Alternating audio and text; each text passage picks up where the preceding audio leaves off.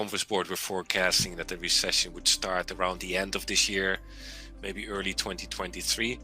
But it would also start to impact the labor market. But right now, when we look at the labor market, it's still very robust. If we look at job growth, it's not as strong as it was earlier this year, but still much stronger than we saw in 2018 and 2019. Last month, we still had job growth over 200,000. Before the pandemic, we were more in the range of 150 to 200. So still job growth continues to grow at a very strong pace. We see it across many industries. Many leading indicators for employment are also still pointing out that there's maybe a deceleration in the job market coming up, but not yet job losses coming up. But for the outlook, what I expect will happen is if the US is going to enter a recession, often it takes a little bit longer before the labor market starts adjusting, but in 2023, we may be seeing some job losses. However, right now, the big problem still for employers is labor shortages. And we see that it is especially for the in-person services jobs. We also see it for manual services jobs. So think about food services, some blue-collar jobs, transportation, manufacturing. We see it a little bit less for professional jobs and office jobs, but also there, the labor market has definitely tightened.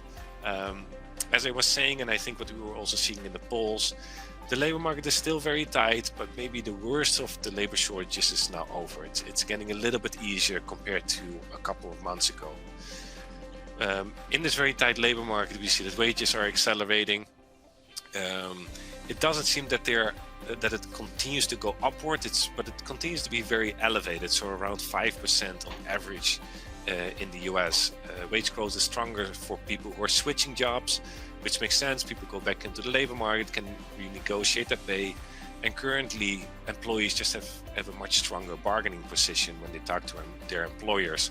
As a result, we also see that employers are not just increasing wages, they're also putting more money into benefits, so pay time off, more retirement contributions, more healthcare contributions. They are thinking about also non-monetary incentives such as more flexibility, or they allow for more remote work, which is of course very important if you have difficulties retaining your employees.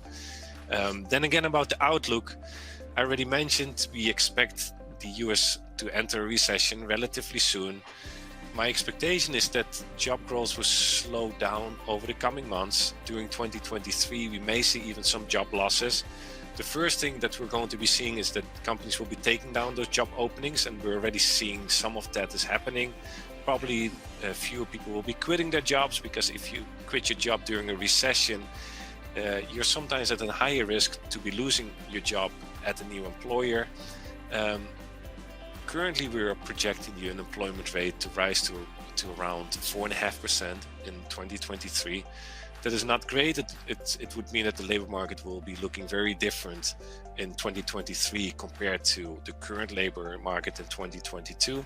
However, in a historical context, 4.5% is still relatively low.